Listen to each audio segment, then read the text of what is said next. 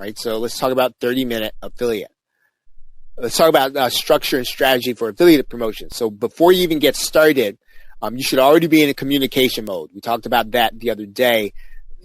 Build in asking questions of your subscriber list and write to them every single day. Provide value every single day, right? That's not a secret. And then the key to an affiliate promotion is this: the value you're giving to your client in the promotion. And then you and I should not be dependent on affiliate marketing to meet whatever our goals are, right? So affiliate marketing should be extra. Now, again, I realize some people make this their full-time, their full-time, let's say their full-time business.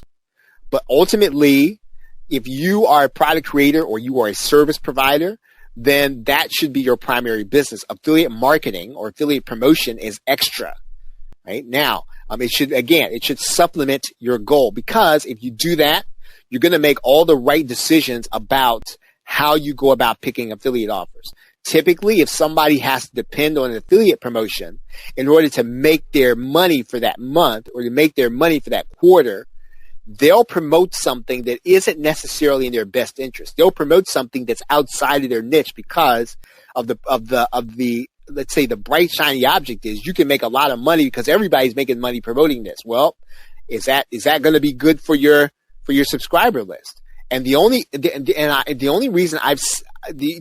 thing that drives people to make those decisions and what I would say would be a way that's contrary to their best interest is that they come to a point in the month or in their business where they need that affiliate marketing in order to make their goal.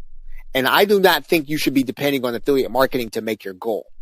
Okay, so a good affiliate promotion happens in the 30 minutes you spend every day getting to know and provide value for your client. And so one of the best things that you and I can be doing is sort of before any affiliate promotion, we should be writing to our subscriber list every day providing value. Right? And that typically is going to take you 30 minutes every day to provide something of value. It's going to be worth it when you actually have to do an affiliate promotion. And just be willing to test it over time. And again, I'm just talking in general right now. And then use an autoresponder that tracks your open rate and clicks. The major autoresponders do that: Aweber, GetResponse, Constant Contact. Now, again, I've heard that it can be difficult until you know how to use them to get into an inbox, but there are ways that you can actually go about email marketing to get into the inbox. We want to talk about affiliate marketing though. And basically, your traffic is going to determine the offers you choose. Who are the people who are already on your subscriber list? Are they buyers? What did they buy? Because all subscribers are not created equal to you. And that does not mean that they're not all worth your time. It means then that if you created some software and you built a list of software buyers, then thinking about the PLR offer that just came out and you're going to promote it may or may not be the best thing to be doing. And so this is one of those things that we want to sort of think about. How did the people come onto our subscriber list? And so what can we then do in order to kind of make their lives better based on what they already bought? Just because everybody's promoting something already, it doesn't mean you have to do it. And just because everybody's making a lot of money with this one thing doesn't mean you have to do it. Doesn't mean you should do it, right? And I've seen this with affiliate marketers. I've seen this with internet marketers. You sort of get outside of your lane and then you start promoting things. And then this is how it comes to the point where a person can start depending on affiliate marketing.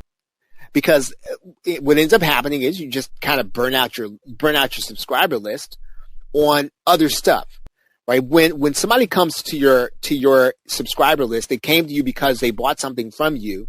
You sort of understand, you know something about them, and you want to, in my opinion, try to stick in that frame of reference so you continue to help them for the reason they came to you in the first place. All affiliate offers are not equal.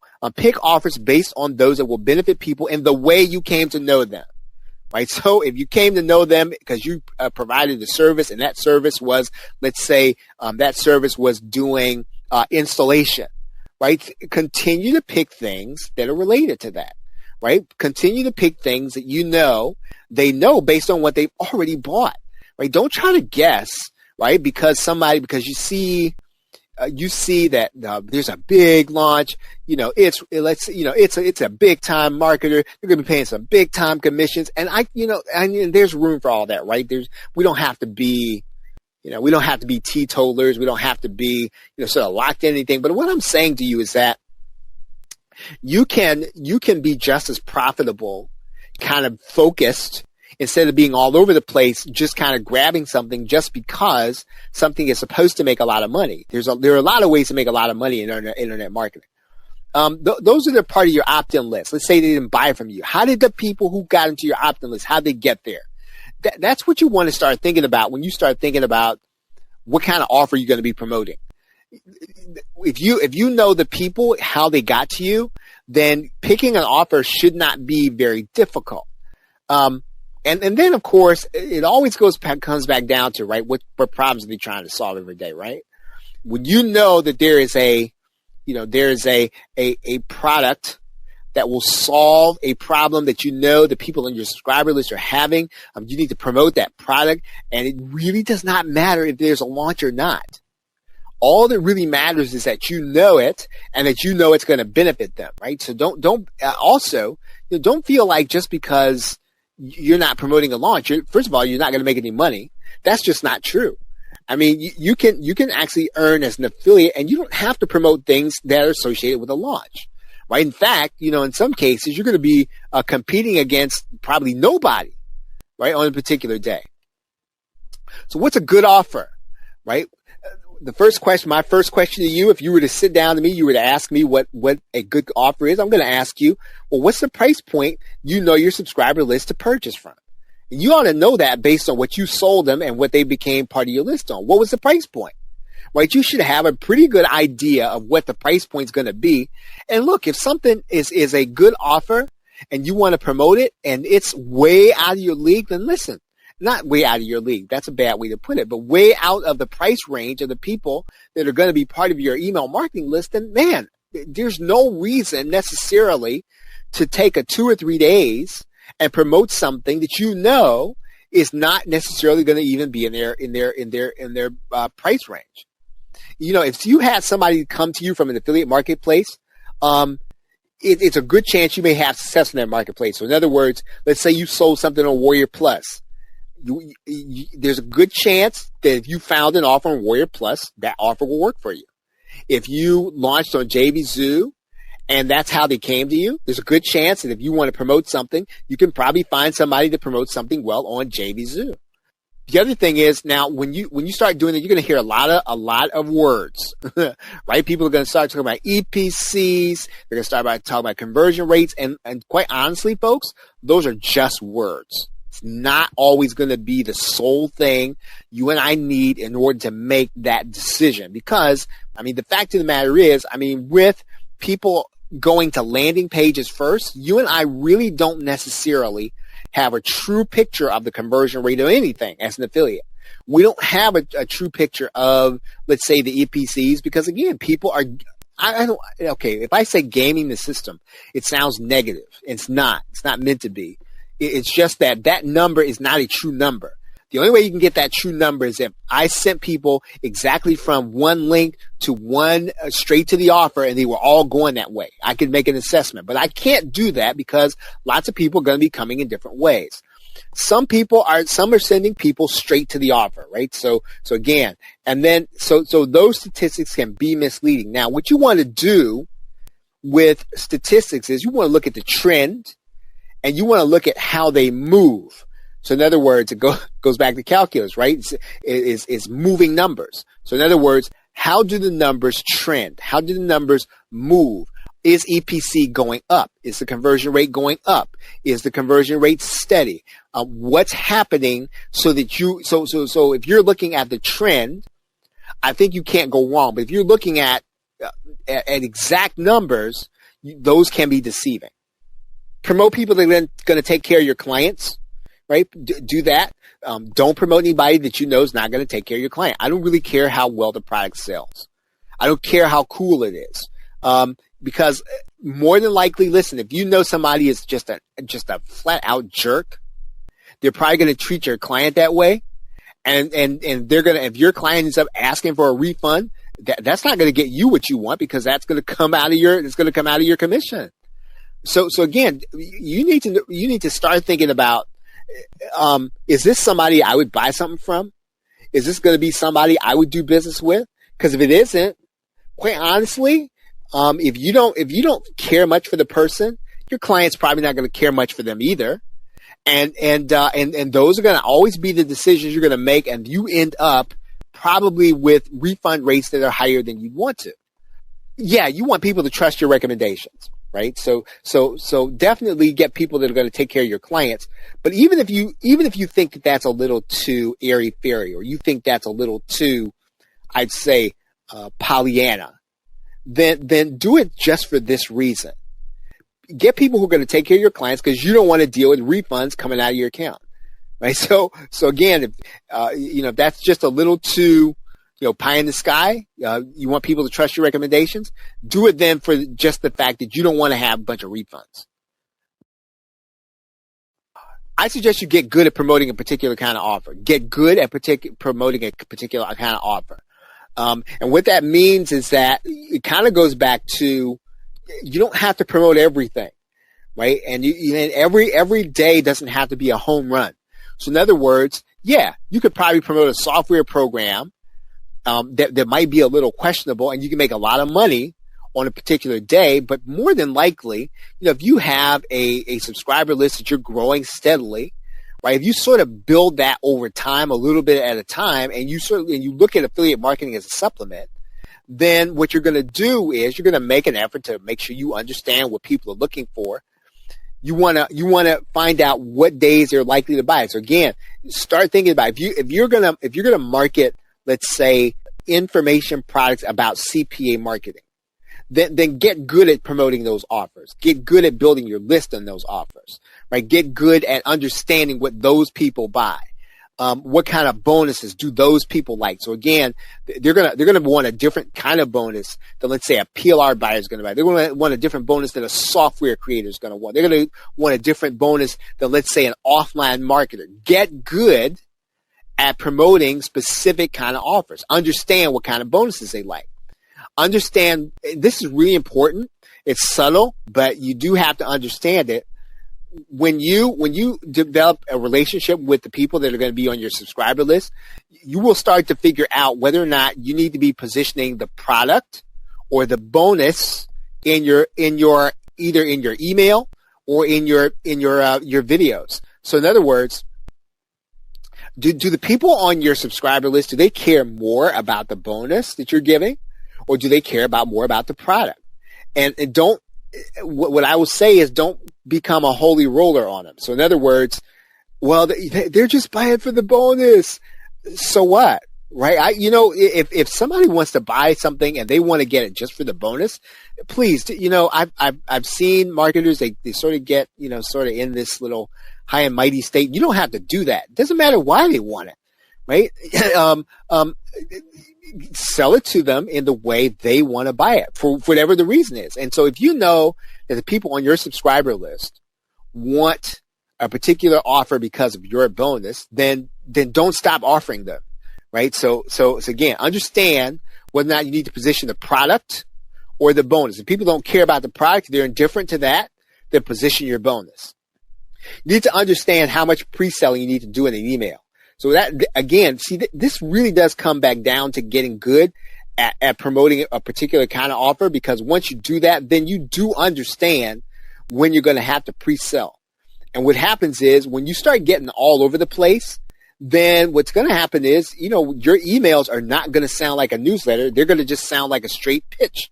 Nothing wrong with that, but you're not providing any value then, right? So again, how much pre-selling do you have to do in an email based on your knowledge of the product? I try to do this, and I can't even say I do it for, people that promote for us, or promote it for me, right? Get information in advance. Try to get it, right? Try to get the information in advance.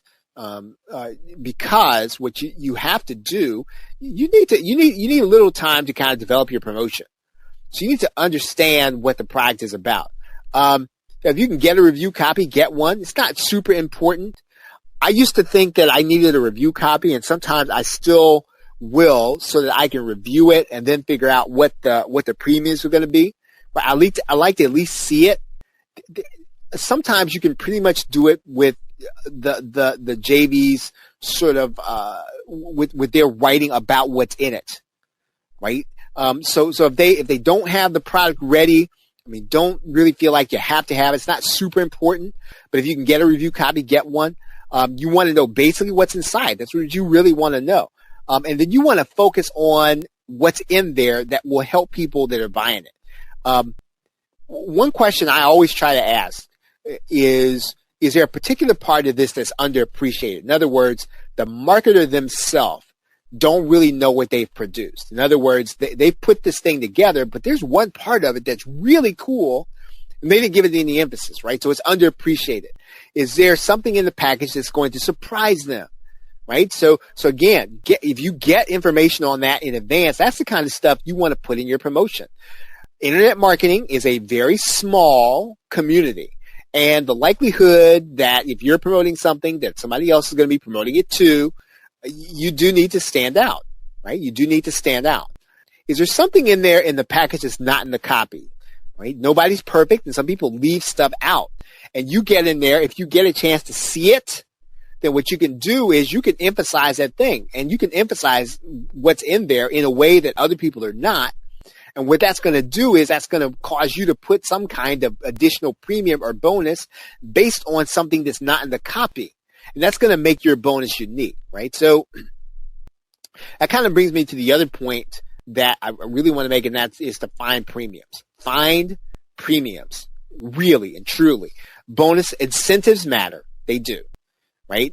And so I think you do need to spend money up front to have nice premiums, right? So if you're going to be involved in internet marketing, you're going to be involved, you're going to build a list, go ahead and spend some money for some nice premiums to give people, right? Make sure you get the rights, the rights to it, but go ahead and spend some money because if you want to make money as an affiliate marketer, then you're going to have to create some value.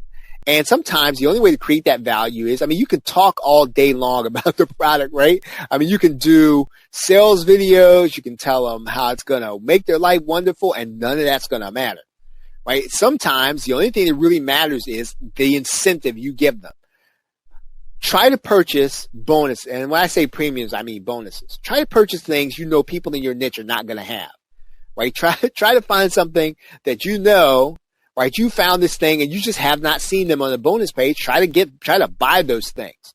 And sometimes you can go and buy them from people, and you don't really even have to buy them in a launch or anything like that. You can just kind of go ask them and then give them a price for it, right? So I do that all of the time. I'll go to someone and I'll say, hey, you know what? I want all of this stuff. How much for it, right? How much for it? And again, somebody's probably going to say, no, you're crazy. Here's my sales pages. But sometimes people will say, you know what? I'll give you all this stuff for X, right? So again, try to buy the things that you know people in your niche won't have. If you're buying something from a membership, just consider this. More likely, a lot of people are going to have the same bonus, right? Just so you'll know. So there are a lot of great memberships. I'm part of them. But the bonuses are then going to be common. The affiliate will sometimes give you bonuses that you can use. Don't rely on those, right? Because again, if you think about it, everybody's going to see those on somebody else's landing page. So don't rely solely on the bonuses that the affiliate gives you. I think I just said this. Make sure you understand the rights you're giving. So just because you got the rights doesn't mean you can pass on the rights. Typically, sometimes even the master resale rights certificates don't necessarily mean that you can pass on master resale rights. So do what you can to understand your rights. Do what you can to then understand what rights you can pass. This is really important, actually. And because you want to pass on the rights in the right manner to the person that's going to be buying, and you don't want to devalue your own promotion. Right now, if you're gonna have bonuses and they do come with some kind of graphics, in general, if you have time, redo those graphics, right? So if you want to, redo the e-cover, redo the banners, right? If you have time, redo all of it if you have time. And this also goes back again to, writing every day, number one. Number two, getting stuff in advance, right? So if you get stuff in advance, you're going to have plenty of time to put together a decent promotion. And also, if you're not dependent on every promotion that comes in your niche in order for you to make, make your money, you can pick and choose the ones that are really going to, first of all, make you the most money, and second of all, are going to really benefit the people the most. And typically, those are going to be one and the same, right? The things that people benefit the most by, right, are probably going to be the things that are going to make you the most money as an affiliate. So you want to be thinking about that. And if you have to, again, if you're dependent on that affiliate money to make your goal, you got to change the equation so that your decision making will be right.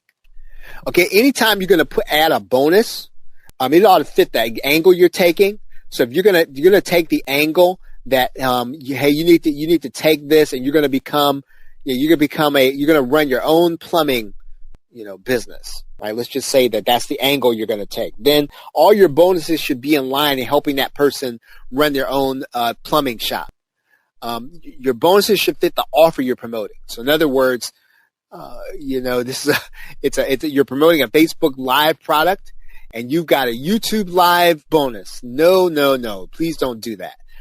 Products that people have purchased in the past, right? It should fit the products people have already purchased. If you know they like stuff, or if you know they like a certain kind of stuff, then listen, that's the kind of bonuses you want to be in the business to buy. And then you want to pass that stuff on to the people that are going to be buying through your affiliate link. Buy the stuff they like. Right? Buy stuff they enjoy. And I like using the word enjoy. I don't like using the word need. Right? When you're an affiliate marketer, do you understand what we do is not? It's really so much about I'd say enjoyment, right? At some level, and so you want to picture your client or your customer enjoying what it is you're going to be promoting, what it is you're going to be buying. Think about the fact they're going to be enjoying it. And when you start thinking about what kind of bonuses to add to something, right, think about the kind of thing that when they get it and they download it, it's going to be enjoyable. Not, do they need it? And now are they going to use it? And, using it, needing it, that's great, right? Those are good talking points. And most people don't buy because of what they need. Right? They don't buy the thing. None of us buy the stuff we need. We buy the stuff we want, right? For whatever reason. So try to think about stuff that people are really going to enjoy when they get it. Use a landing page. And Jeff and I, we talked about this a little bit today. Use a landing page. On that landing page, I suggest you do a video review. Is it overkill? Maybe. And some people will tune it out and some people will turn it off. Fine. Wonderful. I don't care if they turn it off. But the video review is going to be for those people who do not want to look at all your images. They want to be able to just sit down, watch your video, or even listen to you. And then you're going to talk about what it is they're going to do. Now, when you start talking about doing a video review, you can just review your bonus. Right? So in other words, it's not about the product, it's about your bonus. So during your sales video, people get to your landing page, review your bonus. Right? You don't have to review the product, review your bonus and how it fits into what the product is doing. You can also review the product and how people are going to benefit. Now again, that's a choice. You can do either one, and whichever one is going to fit the list that you have. And then do a video review of why either one of those things are going to benefit the client or both of them. Right? Review your bonus. Review the product, but I said this yesterday that a landing page video, and especially for an affiliate promotion, remember they're going to leave your landing page. They're probably going to go and see another sales video. Please do not go beyond 3 minutes. Right? Really, 1 or 2 minutes is more than adequate. 1 minute is best. If you're going to do a video review, you're going to autoplay the video when they get to your landing page. Please try to keep it right close to 1 minute. Whatever you do. So it doesn't leave a lot of time for you to, oversell something. Cause you're really dependent. You're really dependent on the person that is going to, you're dependent on the person that's going to, let's say that they're going to go ahead and make the purchase at that point, right? So again, your review, you're dependent on the person who is doing the sale, right? That's what I want to say. So in other words, you decide to promote a product, right? You decide to promote an affiliate marketing offer. And so what you want to do is you want to be dependent on that person to make the sale. Now, if you think that person didn't do a good job on their sales page, then you might have to do more on your bonus. You might have to do more on your landing page. If you look at that sales page and they did a crappy job, then what you got to do is you've got to get enough momentum, right, based on your bonus and your emphasis of the product in your bonus.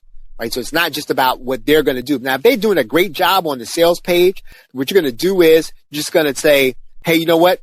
Here's our bonus." You just send them over there. In fact, in some cases, you don't even have to do a sales video if that's the case. They've already done a great job on the sales page. I talked about this before. Use 3D images on your sales page, on your bonus page. Be clear in your call to action. Be careful about the words on your button. Be specific. You can put, for instance, in optimized press, you can change the words on the button. You can do continue. You can do download now. You can do access now. Right? Be specific about what you want them to do. Again, I'd like to use the word continue. They came to the landing page. And what I'm trying to do subtly in the back of the person's mind, I don't know if it matters, but again, I want them to continue. I want them to keep going. I want them to keep moving and then go on to look at the landing page, at the sales page. Continue. Right? If you want them to have download now, be specific about that. Make sure that everything else on your landing page sort of leads them to want to download now. Again, be specific about your call to action. If all you're going to have on your bonus page or your landing page is going to be a button, then that button has the words with a call to action. Now, again, if you're going to have a button, make sure you have something on that button. Right? Now, I've seen some cases where somebody will leave the words off the button thinking it might be too much. It is not too much. It is necessary. You must put the call to action on there, and it must be crystal, quadruple clear. Right now, and having said that, right, when you start talking about a bonus page and a landing page, not a lot of words, folks, and I've learned this the hard way. You don't want to have a lot of words on there because a lot of words do is really slow people down, and a lot of words will get people reading about stuff that may or may not be relevant. The more talking you do, the higher the probability that you and I will say something that will slow somebody down and will keep them. Do you realize, and I didn't even know this because I'm not a natural salesperson and I didn't know this until I, started talking to friends. How many of you all know you can talk somebody out of a sale? You can talk, you can be doing your best sales job and you can talk them right out of a sale. So I'm saying to you, your job on that landing page is to get people to the sales page with momentum, right? Again, so what's the momentum depend on? Well, if the momentum depends on this. How good a job did the vendor do on their sales page? If they did a crappy job, then you got to generate the momentum. If they did a great job, then you got to move them quick. The momentum is going to be determined by the person who created the offer. Right? Does that make sense? I know I kind of blew through that. So if you get that, put the number 4 in the question box. If you sort of get that concept, right? So again, what you're doing on the landing page is you are generating momentum. Jeff's question is, how about if they overdid the sales page? 15-minute sales videos times 2, right? Yeah, typically when somebody does that, they feel they've tested it. And everything's going to come back down to you got to have a lot of trust in that person, and you got to have some trust that if you send visitors there, they're not going to get talked out of it, right? So if you trust them that they did test it, that it's not just them kind of running off at the mouth, then I would say then it's good. Then you gotta move them fast off the landing page, right? So in other words, you can't have them spending a lot of time. They've got to get a clear picture of your premium or your bonus and move quickly on to the sales page and let them do the sales job. Your job is to let them see stuff fast and get them off of there, especially if they're going to have a 15-minute sales video. Oh man. Okay. Yeah. EverFunnels. I haven't heard of it. Yeah. It's the folks who did EverLesson. I think that is. Yeah. Yeah. Right. Yeah. So that's probably Chad Nicely, and Chad Nicely does long sales videos. I don't, I have not sent people to long. I don't think I have. Right. I don't think I've sent people to long sales version. Right. To sales videos. So I don't know that, I don't know that I've promoted somebody with long sales videos. I don't know that I have. It's not that I won't. Right. So yeah. Yeah. Now, I may think about doing something like that and I may not. Yeah. Dan says it's the same as EverLesson with the funnels added in. Okay. Right. Yeah. It's an interesting thing, right? I'm probably going to stay old school and stick with optimized press. I think I'm just married to optimized press. And so, it's kind of like, well, as they say, it's kind of, they say it's, you dance with the one that brought you there.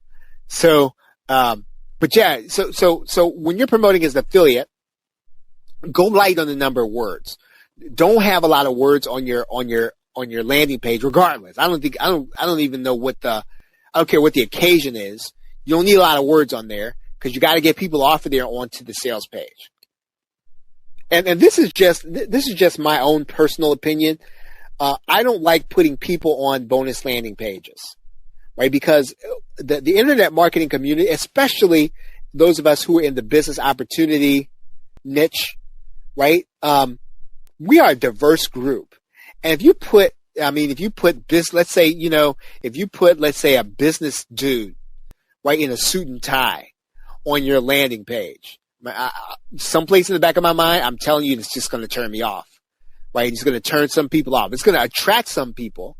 And so I don't think you ought to be using people at all, because people just kind of have this, it's all psychological. It's all going on in the background. You and I are not even conscious of the decisions we're making, right? That's proven.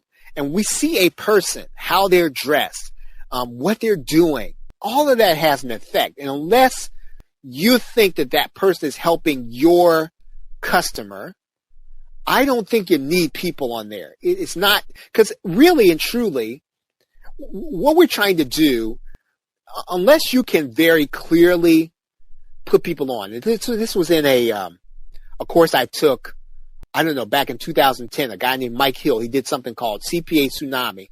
And he said all of these statistics say that when you can put somebody in the goal position in a picture, that works, right? And so that's why and the people who are really good at this, unfortunately, are not always going to be internet marketers, information marketers. We're the worst at it. The people who are really good at this are multi-level marketers, right? And sometimes when you get to one of those landing pages, do you know why I have all those corny looking people and it's like a bunch of them on there and they're all smiling, they're all at the beach? That's because it's all work. It's not because it's not conscious, right? It's psychological. It's all working in the background. That's why they put a bunch of people on there, because they're trying to cover all the bases, right? They're trying to peel it. They're trying to let you see everybody, so that you find yourself when you look at that picture, and then you see them in the goal position. So in other words, you want to see them after they bought the product. You want to see them happy and vacationing and spending lots of money and, all that stuff, right? And we get sometimes we think that we get turned off when we see a big car in the background, right? They're a little more upfront about it, and I'm not, please don't think I'm telling you to put all that stuff on your bonus page. I'm telling you not to put that stuff on there, but I'm saying if you must put this stuff on there, make sure that you're careful to put people in the bonus position and try to cover all the bases. Listen to people, listen to feedback, right? Listen to feedback when you start doing affiliate marketing. What are people saying about your promotion? People will tell you, right? What are people saying about your bonus? Are they asking questions? Because if people aren't even asking questions about it, then it may not be exciting enough, right? It